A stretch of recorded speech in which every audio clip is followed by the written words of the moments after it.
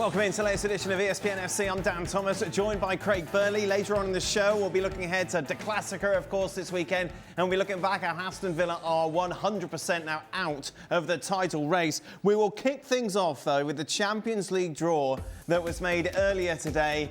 It's a really good draw in the sense that there are no teams from the same country who face off against each other. That's always good in the Champions League. It's excellent if you're an Arsenal fan. They are very much on the easier side of the bracket. They're drawn against Bayer Leverkusen. Bodo Glimt, meanwhile, of course, very much the fairy tale side, take on Sporting. They'll play the winners of Arsenal against Bayer Leverkusen. The other side of that, Newcastle, Barca, Atletico Madrid, Spurs. But the other side of the bracket, really competitive, very interesting indeed. PSG against Chelsea, a repeat, of course, of the World Cup final. Galatasaray against Liverpool. Real Madrid, Manchester City face each other once again. And it's Atalanta against Bayern Munich. For more, let's welcome in. Oh no, let's just remind you, of the odds. No surprise. Arsenal, huge favourites now to go all the way and win their first ever Champions League. They're supposed looking at the other side of the bracket and feel that Bayern Munich are the favourites there. Liverpool 17-2, I suppose that's Galatasaray. Well, yeah, then you've got a lot of work to do as well from there as well. But ahead of PSG. Yeah, let's welcome in, shall we then? Jan Arge Fjordhoff, Julien Laurent, Craig here. Craig, if you're an Arsenal fan right now, you couldn't have asked for a better draw, really, could you? Not really, no. And, barring a disaster, they should make relatively comfortable work over 180 minutes of Leverkusen, and then it doesn't get that much tougher until potentially the semi-finals. So a really good draw from their perspective. I think if you said to Mikel Arteta, "What do you want?" pretty much that's what he would have taken. So you can see a pathway for them. Not trying to get ahead of ourselves. Oh, I'm getting ahead of myself, an Arsenal fan. You're thinking Bodo Glimt? Yeah, I know. You're thinking Bayer Leverkusen? No, I know, but sometimes as a player and a manager, all right, God, this is like manager talk. No, but one game at a time, tough opponents, no easy games in the Champions League. Come on, Burley, it's a gift, it's a layup. Well, yeah, it's about as easy as it's going to get for them. But they're still going to go out and get the job done. I think they will. I think Arsenal are pretty much nailed on at the moment. I would say to be at least in the semi-finals, and bearing in mind they're the favourites to win the Premier League, and if they go on a run in that competition, they could put that to bed a little bit earlier as well. They should have been away further ahead than they are in that. So yeah, I mean they've got a Carabao Cup final coming up, still in the FA Cup. When are we talking about the quadruple, which we did with Liverpool last year, and it fell flat on its face. This, I think, Arsenal fans will be happy, is a slightly different situation. Jules, with your Arsenal allegiance, you can beat anyone on that side of the bracket comfortably at the moment.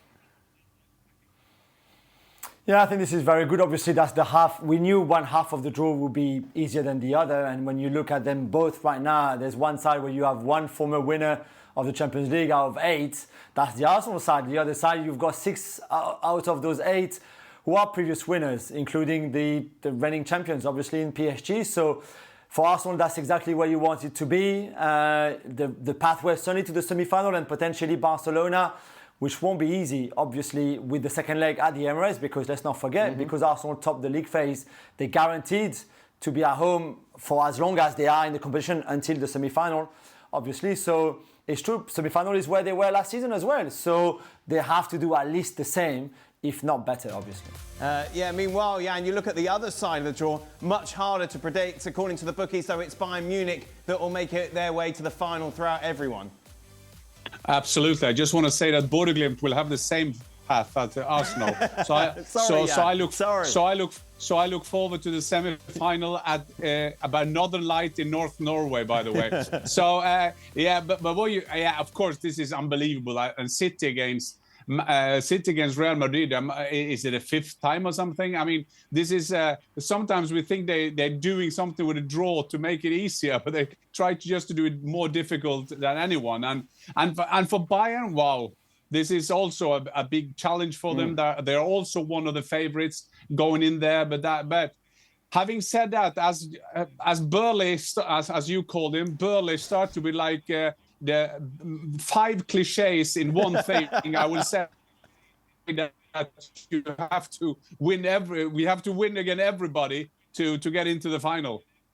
Meanwhile, we'll once again see Real Madrid against Manchester City. These teams, of course, know each other extremely well. Thibaut Courtois said it was going to happen, didn't he, after their win against Benfica? Just a reminder, they already played each other back earlier on this season. And you go back to last year, Real Madrid had the bragging rights over the two legs. And then the quarter-final, of course, that dramatic win on penalties. Manchester City with that 5-1 win back in 2023. And then really where it all started in 2022 with that incredible win for Real Madrid. Jules, did I see you on the Gavin Jules podcast saying you wish this didn't take place? You're bored of these two?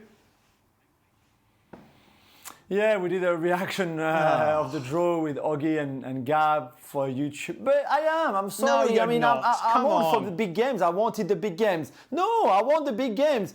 But not a game that we've had like a few months ago and last year and the year before and the year before and the year before as well. This is the only thing. I will be very excited like all of us. And this Haaland against Mbappe, Guardiola going back to Spain. There's a lot of great narratives, great stories, great matchups, everything you want. But yeah, I'm tired of it because every year we have the same. And by the way, Oggy made a good point on the YouTube video that we did earlier. Whoever loses that, it would be a disaster for them. I mean, I don't care if Arbeloa is there next year. For Real Madrid to be knocked out in any season in the last 16 of the Champions League is a disaster. For this City team under Guardiola, potentially the last Guardiola campaign for City in Europe, to be knocked out so early would be a disaster as well. If you remember the game earlier this season at the Bernabeu, sorry, Jan, it was one of Real Madrid's under Alonso's better performances in terms of excitement, but only because it was the most bonkers of open games that I can remember Manchester City playing.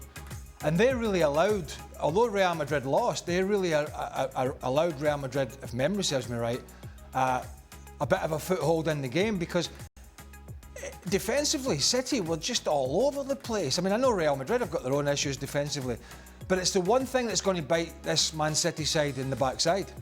Because, yeah, they've got Kylian Mbappe, yeah, they've got Vinicius, I know Mbappe's got a little injury at the moment, and yes, they've got Vinicius, but let's be honest, City have more in their armoury going forward. They're playing better going forward.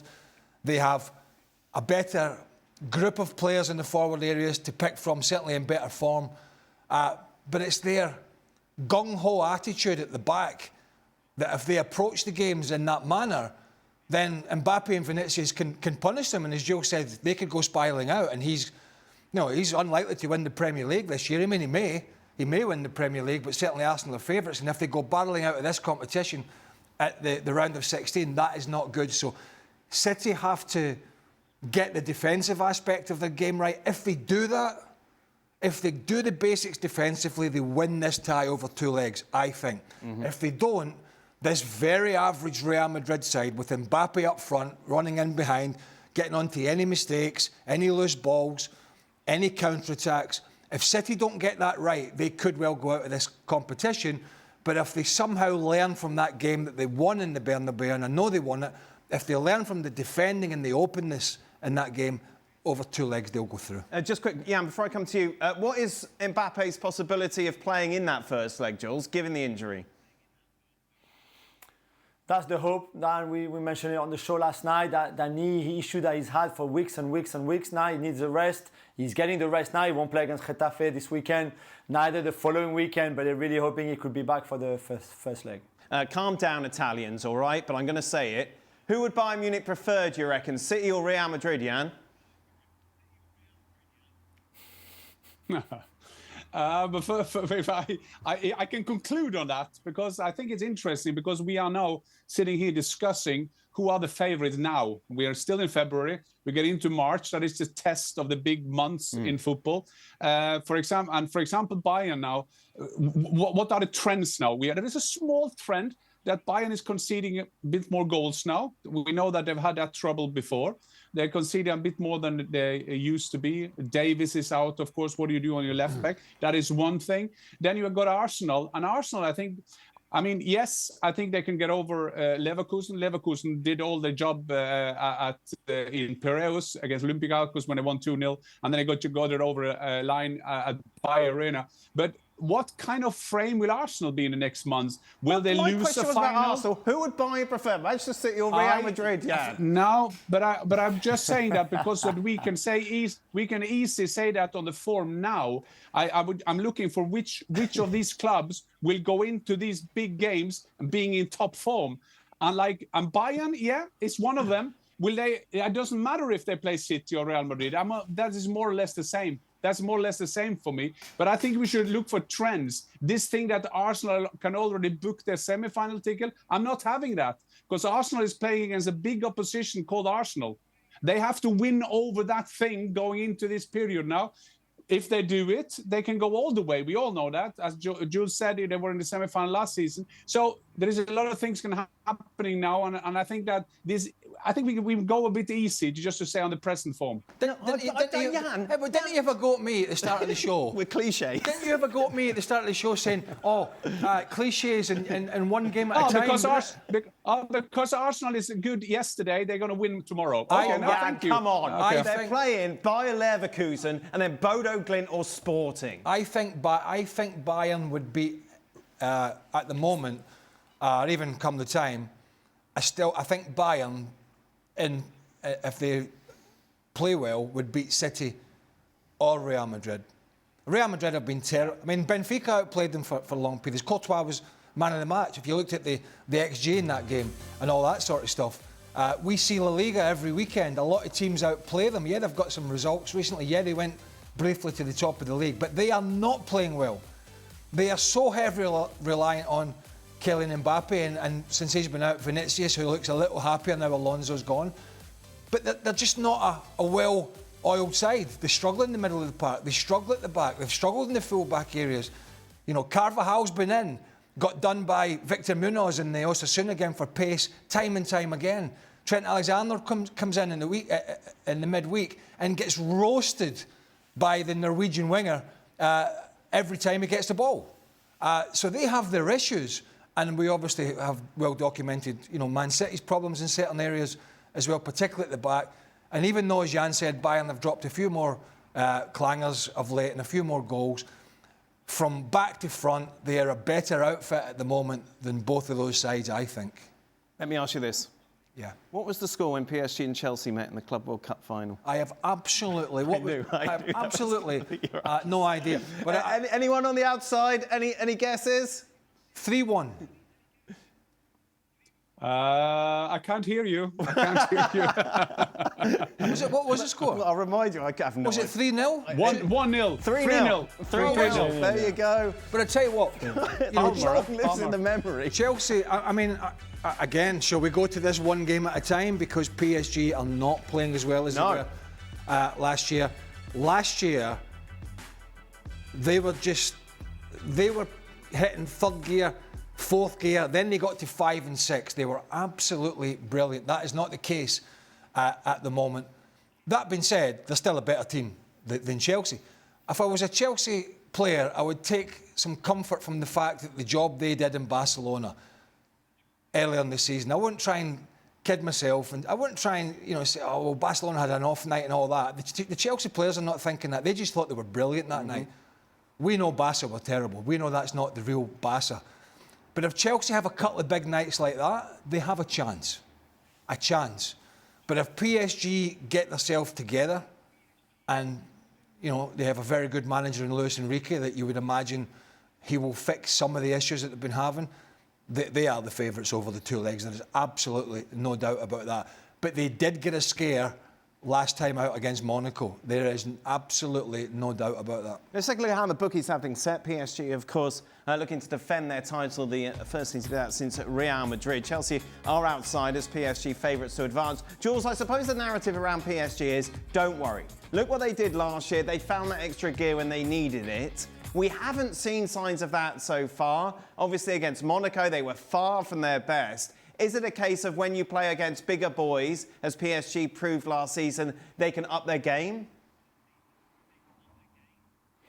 I wish it was as simple as that, Dan. But even last season, they already had played better. From January, that game against Manchester City that we quite often take as reference for the turning point in the season, that was early January. I think it was January 9th or 10th. So Now we end of February and they haven't showed any of that kind of form. They've got still big injuries. Dembele not being there is a massive blow. The biggest one maybe is Fabian Ruiz. Not because Ruiz is like world class or anything. It's just that midfield three of Vitinha, João Neves and Ruiz is just what makes this team very special. Yeah, of course, you've got Dembele who won the Ballon d'Or. You've got the two wingers and the two fullbacks, obviously. But that midfield three, when they are so dominant, when they press so well, when they are so press resistant themselves, I think it's very hard to get at PSG. You can't get the ball, you can't get the ball, you can't play out of their press. It's very difficult. The problem is, so far this season, is Vitinha right now is far from his best. Neves is just coming back from an injury, and Ruiz has been out now for more than a month with a knee injury that we thought was not too serious and actually is dragging on a bit. And he's not even sure to be there for the first leg, let alone maybe even the second leg of that Chelsea clash. So without Ruiz, you've got Zaire Emery, but that means moving Neves to the left-hand side. That means Hakimi is not as covered probably than when Neves is there. So it makes the PSG midfield more vulnerable than when Ruiz is there with the other two Portuguese players. And that for me has been the biggest problem this season. Yes, they're a bit tired probably. They finished very late with the Club World Cup and they've had injuries too. But it's how dominant they were in midfield that they're not anymore. And that's was a big reason why they were so good collectively as well. And if you take that away from them, the rest is a little bit more difficult. So I agree with you, they can still raise the level, of course. And I think Luis Enrique said that after the win against Monaco, the qualification against Monaco. But the Ruiz absence is a big, big one. I'm just wondering, Jules, you mentioned it there, and I was just going to actually bring it up. Is there any talk in France about this potentially as partly a consequence of this ridiculous Club World Cup? Because PSG played the Champions League final against Inter. It was early June, I believe, and then they're, a couple of weeks later, they're off playing this stupid competition. They go all the way in that competition. Is there any, is it any coincidence that they've got players who are not as sharp, not pressing as well, and key players who played a big part last season are injured? Yeah, I think Luis Enrique today, I think probably for the first time, kind of hinted into it. He said, listen, when you mentioned the Champions League final, by the way, after that we had an international break, remember, with the Nations League. So a lot of the PSG players then went with the national team, then went to the US for the Club World Cup, then had a week off, and then went straight into the European Super Cup against Spurs in Bergamo or Udine, and that was it. And after that, you go along and you try to manage the minutes and the fitness of each player, and you lose players to injury. I don't think it's an excuse, it's just the reality. It's the same for Chelsea. I think you saw City with injuries because they went not as far, but still quite far.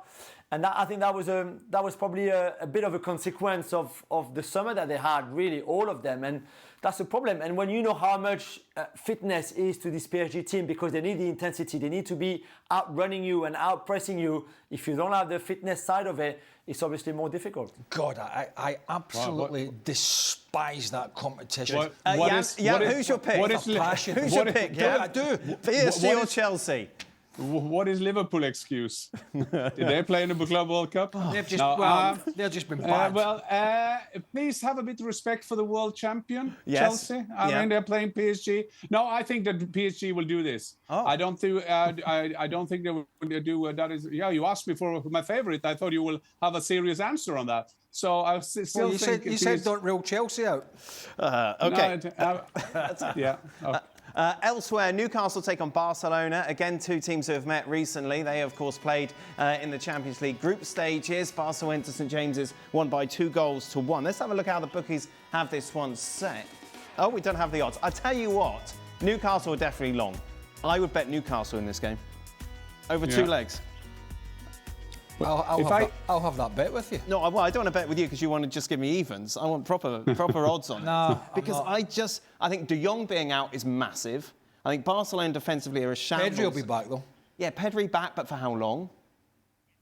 I just think overall, Newcastle, have a fighter's chance in this, definitely. I agree. I agree with you, Dan. I will agree with you. I will agree with you. But it depends which Newcastle team it is. I don't think Eddie Howe knows who turns up as well. And I think the way Newcastle play when they are at the upper side of their performance, I think they can fit them very well to play Barcelona.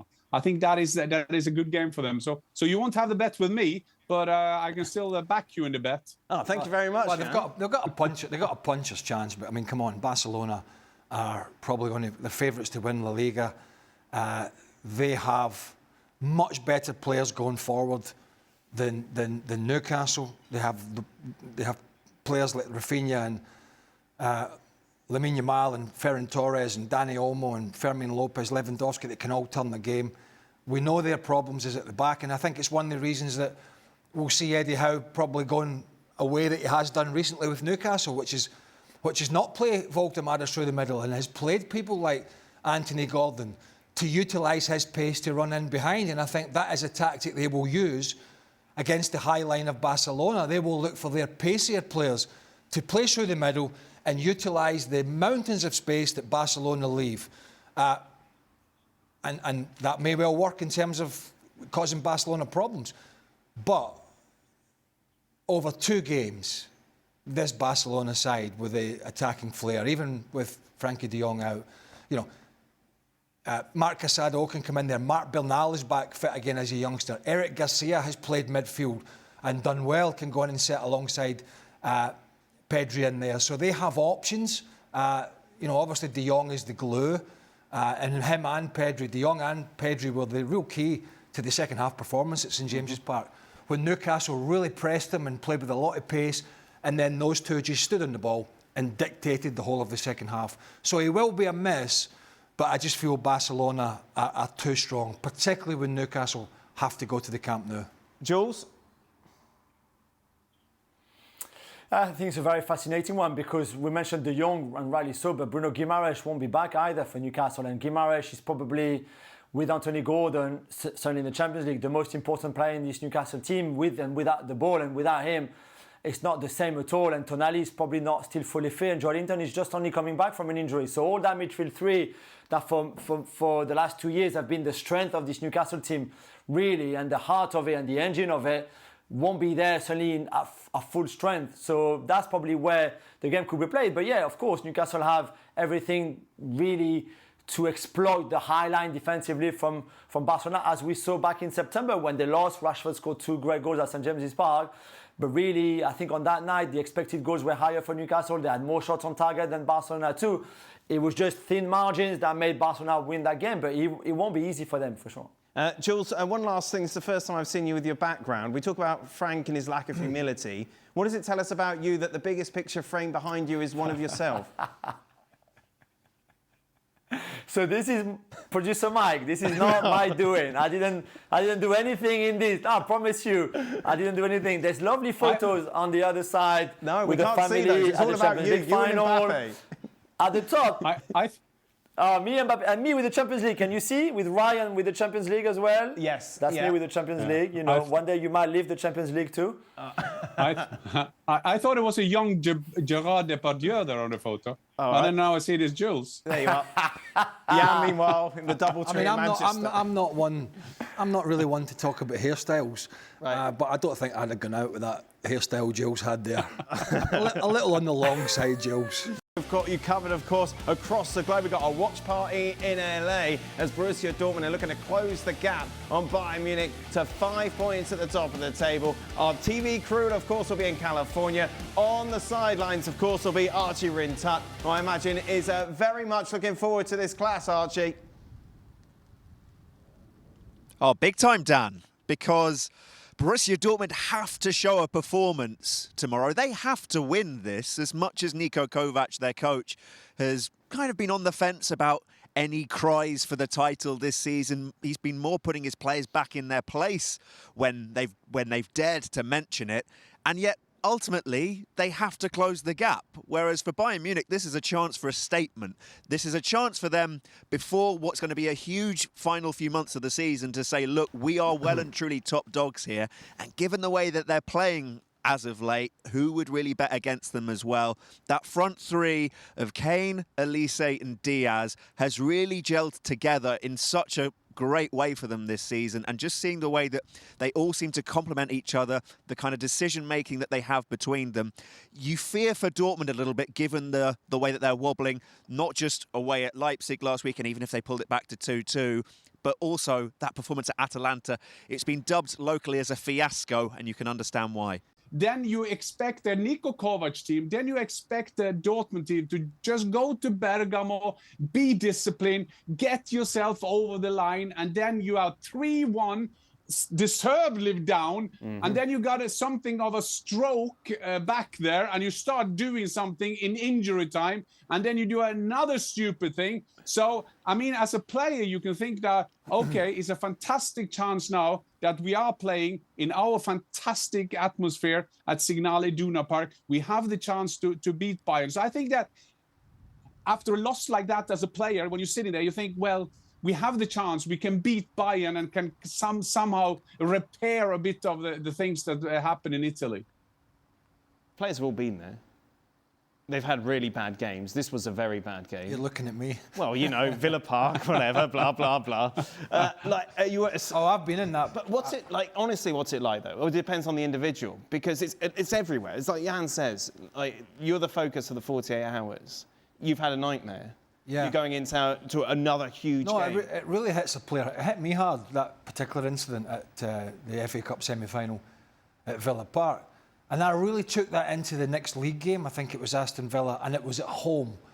So I'm now, as Bensebaini is, he's gone out in front of his own supporters, knowing that they were watching that game in midweek where he had a horrendous game, made a few mistakes.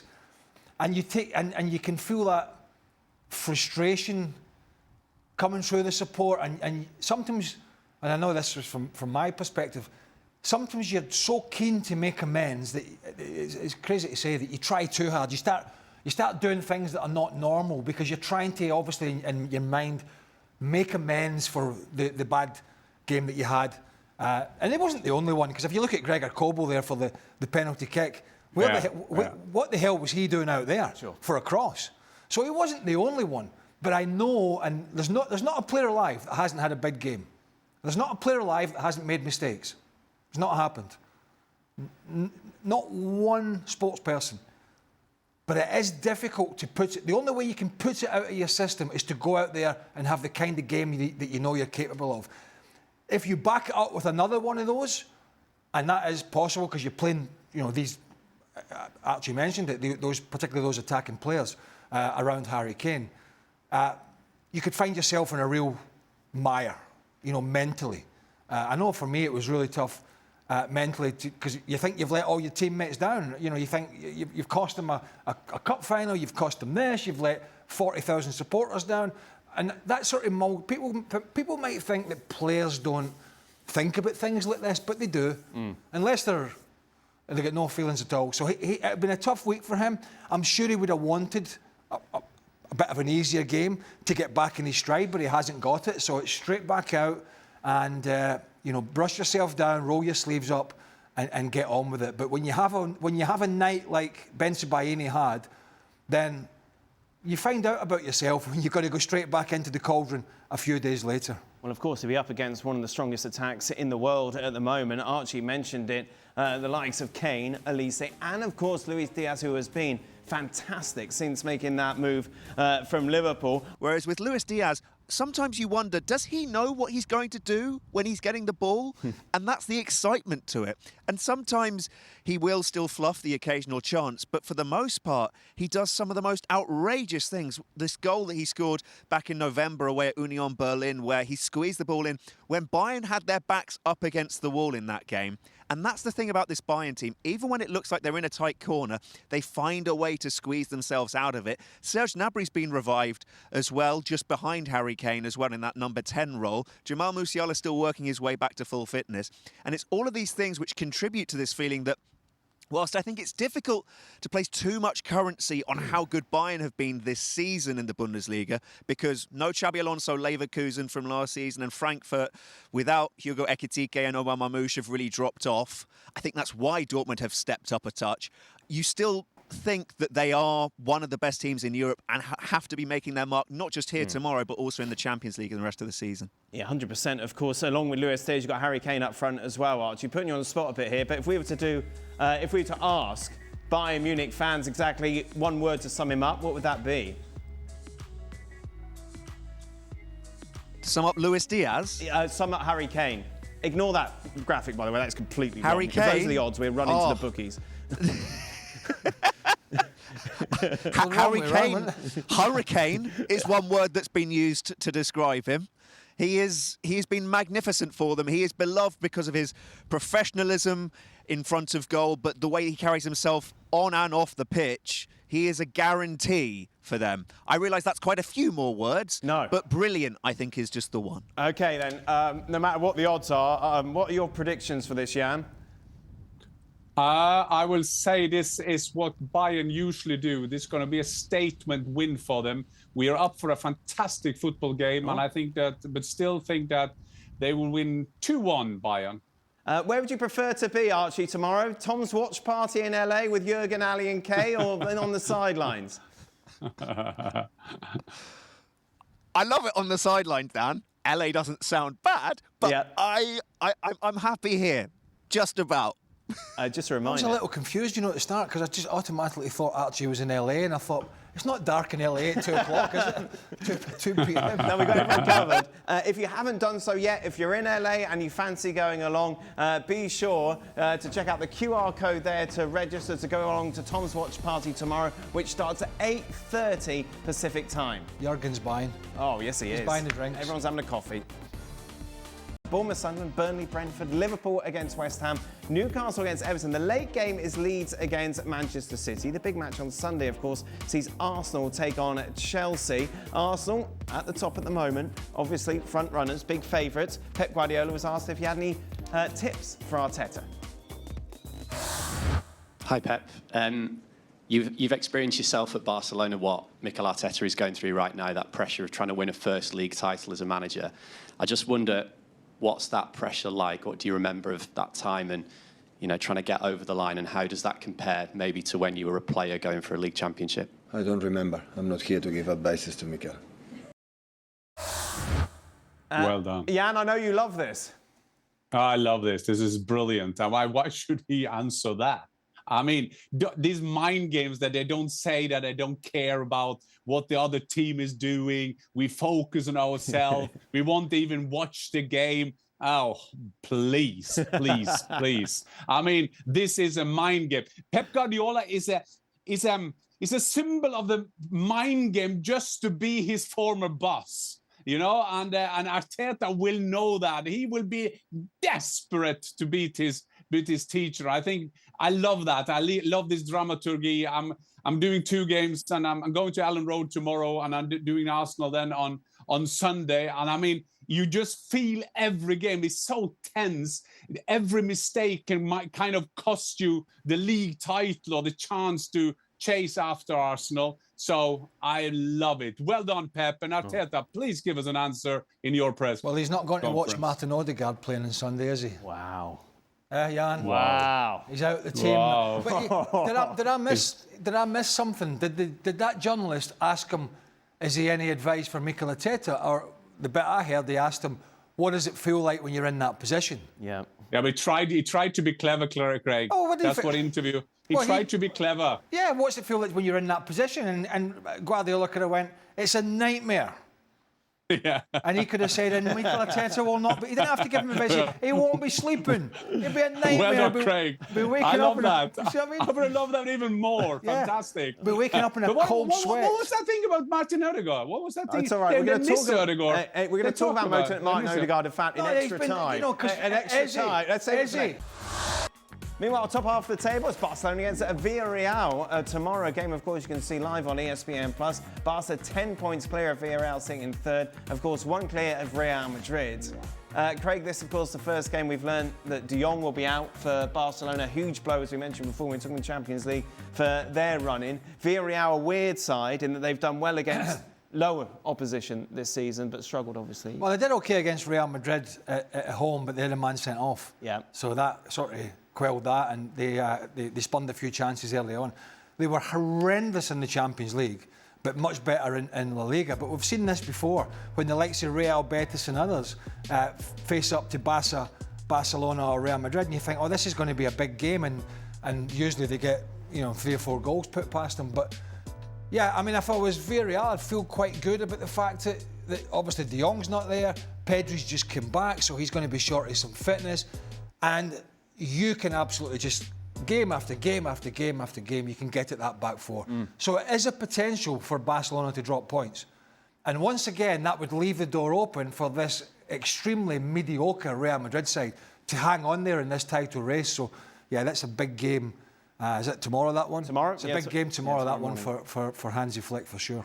Marcus Rashford, meanwhile, reports are saying he's going to get a permanent deal. They're going to make that move permanent, of course, currently on loan from Manchester United. Well, I wouldn't be against that, but it would be fee dependent, you know what I mean? I wouldn't be paying King's ransom for Marcus Rashford. Because we've seen this movie before, haven't we, where he's looked sharp, he's looked hungry, he's looked interested, he's done some good things, and then he's fallen off a cliff when he gets what he wants. Now, he's playing for the move, obviously, and whilst he doesn't play every week, he's certainly had a big impact, as the stats would tell you there. But the worry would be is that once he gets that contract and that move, which looks like it's going to happen, are we going to see the same Marcus Rashford that we saw at Man United, and he mails it in? Because that would be extremely disappointing, because this move he was so lucky to be able to get this opportunity off the back of his attitude and his loan spell at Aston Villa, that Barca gave him the opportunity, Hansi Flick gave him the opportunity. To be fair, he's done well. He's now, the big question is, can he take his career to the next level again, or is he going to do what he did the last time? Take the money and chuck it. Well, as we mentioned then, that game live on ESPN Plus tomorrow as Barca look to extend their lead over Real Madrid at the top of the table. Madrid, of course, in action on Monday. Welcome in then to the latest edition of Extra Time. Jan, where are you? Jan is with us today. I am in Manchester doing Leeds tomorrow against Manchester City, and then off to London, Arsenal, Chelsea. Why are you not in Leeds? Oh, the game's at the Etihad. Because I always stay in Manchester. I have that as my base. No, Craig. the game's at the. Game's at Ellen Road.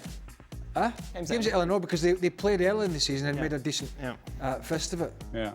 But I take one extra time at a time, so it's okay, Craig. Well, it's points. If you want any tips on bars in Leeds, I think that's the gentleman next to me had quite an experience there. I was in Leeds a year ago on a golf trip, Jan. I can tell you where to get a good pint of Guinness. Jan, first question is about Chelsea Arsenal. Should Odegaard move away from Arsenal in the summer? If yes, what are his likely destinations? Absolutely not. He should stay. He's a very vital player in that team. I will be so clear to say, if he doesn't get fit, they won't win the Premier League, because I think he's very important for them to find that balance in midfield. Very important for them. So is he not playing now because he's not fit?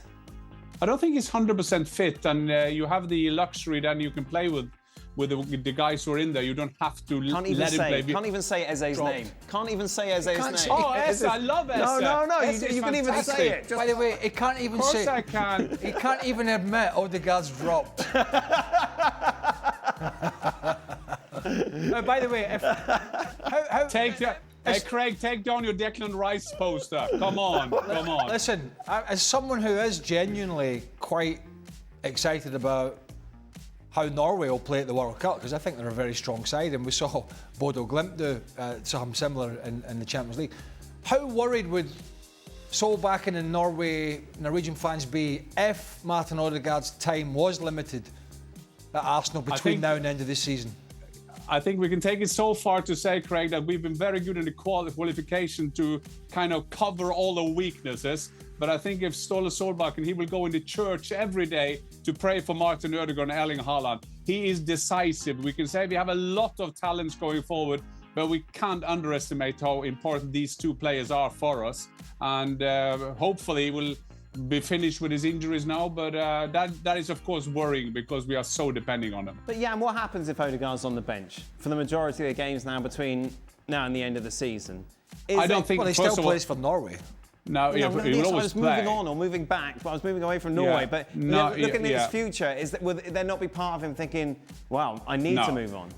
No, because I think, that is the strength of Arsenal. I mean, you feel that there is some bonds between these players, and Martin is a very important player there. And this season he's been a bit injuries. Remember, this kid started when he was 15. He has already had a very long career. He's played all over the place, and at the moment it seems that he don't get that out of his system. But he has his future at Arsenal, so I don't think there's any chance that he will leave in this summer. He loves it to be at Arsenal. How many English teams reached the quarter-finals? More or less than 3, Jan? Oh, then we have to remember the bracket. Okay, so who's Tottenham got? Tottenham got Atleti. Yeah, they're going out. They're going out. Oh, here we go. No, this is really helpful. What a big mess. Right. Arsenal, Liverpool got Galatasaray. Why didn't you just show the graphic? That'd have been the bracket. That'd have been a lot easier than this. Arsenal is well, we know who the favourites are. We want to see who's playing who. We want a reminder, not this. Okay. Are you talking? I'm talking to producer Pete. Okay. I thought you talk to your wife. I would definitely not speak to her like that, yeah. If we talk to the here we go. Because we could have had the chance Chelsea that we have Chelsea and Liverpool in a quarter-final, so that will help. I said we get 2 teams. 2 teams. Just 2? Yeah. Arsenal and Liverpool. Yes. Arsenal-Liverpool. Okay. Arsenal-Liverpool, we'll go there. I think we get 3. I Okay. think Man City squeak through Okay. against Do you them. think so? Yeah. Well, Maybe. Yeah. I mean, we're watching Real Madrid every week and covering the Liga, and they are not. They have not. I mean, they've got Mbappe, and Vinicius is playing a bit better. But you should have. I don't know if you saw the Benfica game again. They were. Yeah, I saw that. Yeah. They were kind of a little fortunate in that game again. So, yeah, that's a very tight one. Liverpool have played Galatasaray already this season. That was the Szoboszlai penalty that he gave away. I can't remember what the score was, but just because of the way Liverpool are playing, that game isn't a foregone conclusion. Yeah. I know Galatasaray are a great side, even though they beat Inter. They're not. Right. But Liverpool have been pretty bad this year, haven't they? Yes. Well, yeah. Now I think Liverpool will get better and better. I think Liverpool will knock out Galatasaray. I saw them against I saw them against Juventus. I mean, the first game they had a kind of flow with that home game. There wasn't a 5-2 game, but still, I think Liverpool will be okay. Curious as to what the guys think. With the World Cup on the horizon, did Craig have that in the back of his mind for the first few months of the regular season? Did it impact your decisions to play? Did you look after yourself more, basically? No, because we were under that pressure cooker of going for a title at Celtic. Right. And it just so happened to put the year that Rangers were going for a historic 10th title in a row. So the supporters were frothing at the mouth because it was going to make history and not in Celtic's favour. And it went to the last game of the season. So there was no time for rest or feeling sorry for yourself because it was all hands to the pump. Simple as that. Yeah. Plus we won the League Cup that year. We got to the semi-final of the Scottish Cup. We played in Europe in the UEFA Cup against Liverpool. So it was a busy year. But as much as you do think about injuries, when you're playing under that pressure, you know, the weekend, the midweek, the weekend again, and you're all in it because they're breathing down your neck. So you don't have time to say, "Hey, Gaffer, do you mind if I have a rest for a couple of weeks?" Because you're under so much pressure at your club. Yeah, and where were you ahead of the World Cup? Yeah, I was saying because I was struggling in Swindon. We were in the Premier League, and I was desperate for us to be a part of the 1994 World Cup, and this is the 1993-94 season. So I was not playing regularly for Swindon Town at that time. So I arranged to go on loan back to Norway because I knew I had to play to even be in the squad. I mean, because we had a national coach, there was no chance that he will give any free passenger going over there. So, and then I signed a deal with Lillestrøm, and then I scored against Ipswich at the FA Cup, and then I scored against Tottenham in the Premier League, and thing worked out, and I had to cancel that contract back in Norway. But as Craig is saying, the only thing maybe that the injury, you can't think of that because you're on or off. If you think of injuries, you will be injured. That is a clear thing, when you go into that. But maybe you look after yourself even more. I was quite good at doing that, but maybe when you in a season like this, you know that at the end of the road there is this highlight of World Cup. Maybe you're looking even more after yourself. I just did a quick count there of what I would have said would have been as a general rule of thumb, the starting 11 for Celtic, 9 of them went to the World Cup. Right. Not all with Scotland. Yeah. Reaper and Vikos went with Denmark. Yeah, we don't need the list. Yeah, I'll give you the list. All right, I don't want It was 9 of the 11 in a general week went to the World Cup. There you go. What are the 2 best Champions League matches on the same day at the same time? What's happening with them? So Real Madrid and City and Paris and Chelsea are both on Wednesday at the same time, which just... But it's all money, But isn't it all money? Yeah, it's probably money, but it's funny because when we used to have the draws and every round have the draws, and now when you do the draws, you hear this beep, beep, beep, beep, beep, beep, beep, beep, beep. It's like Star Wars sound back in the 70s and 80s, and we have no clue how they kind of do this. And of course, that's not good. You like to have spread over the days because you want to enjoy them. But I guess money got a thing to do with it. Because they want it at prime time. That's what it is. Like, you imagine the playoffs. Imagine NFL playoffs, 2 games playing at the same time. It's just ridiculous. They never do that. Of course not. They split the times, don't they? Absolutely. Not just the days. Yeah, because they think maybe people want to watch both of these matches instead of having to choose one. Yeah. But there we are. That's never going to change because they want to make the most money. Jan, Bodo lost the league title to Vikings by 1 point in the recently finished domestic season. Does that mean Vikings are the greatest football team of all time? Viking is the best team in the world. Imagine how much they would have won against Inter. Yeah. Imagine if they got Sporting Lisbon, they would win 5-0. I mean, that is unbelievable. Bodo Glimt is not even the best team we're having. For the first time in 1,000 years, we're going to send out the Vikings again, and we know what happened then. We conquer the world. What's happened to Rosenborg? As somebody who doesn't really look at the Norwegian league table, what's happened? Do you remember Rosenborg used to be the team that they had these great Champions League results, and then people used to sort of henpeck their players? Yeah, for those who don't remember, they played in the Champions League 11 or 12 seasons. Yeah. They had a coach called Nils Arne Eggen, which was he's a legendary Norwegian coach, and a bit like Manchester United or Werder Bremen and Otto Rehagel, a manager is staying there forever. And then what, should we go for a copy? Should we go for the total different thing? And then slowly they're losing games, they're losing money, and then they want to go back to the philosophy.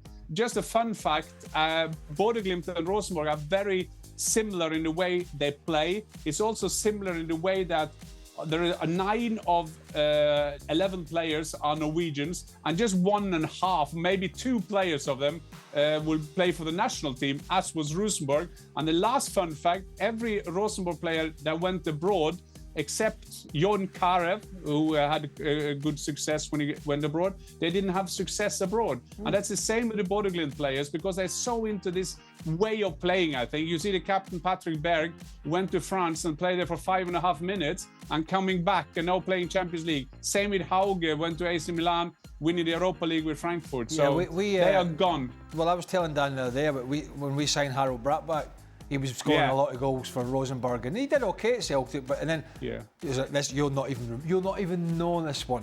I played scored a deciding goal, didn't he, Craig? Yeah, that scored a deciding goal. Yeah, that was that season I was talking about at the last game of the season. He did score that goal, so he'll be remembered for that. I played with a lot. See, when you think about it, I played with a lot of Norwegian players. There was another one, Bjorn Otto Bragstad. Wow. Yeah, Rosenborg as well. Rosenborg as well. There we go. All right. Oh my God, all the Norwegian. Okay, last question. Let's go on. Should you stumble upon a DeLorean that can go back in time, which year would you be returning to? Would you do 98? What do you mean? So you can go back to any year you want. 98, World Cup, Celtic.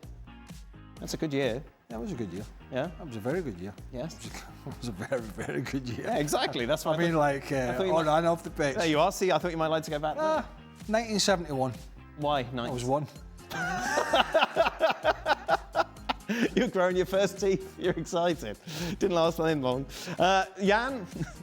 Well, it wasn't. I think it was 96, 93, 94, 96 season when we went from Middlesbrough, when we came there, the optimism, going from Ayerson Park, going into Riverside Stadium. First game of the season, we beat Chelsea 2-0. I scored a Buzz Aldrin goal. I was the second one.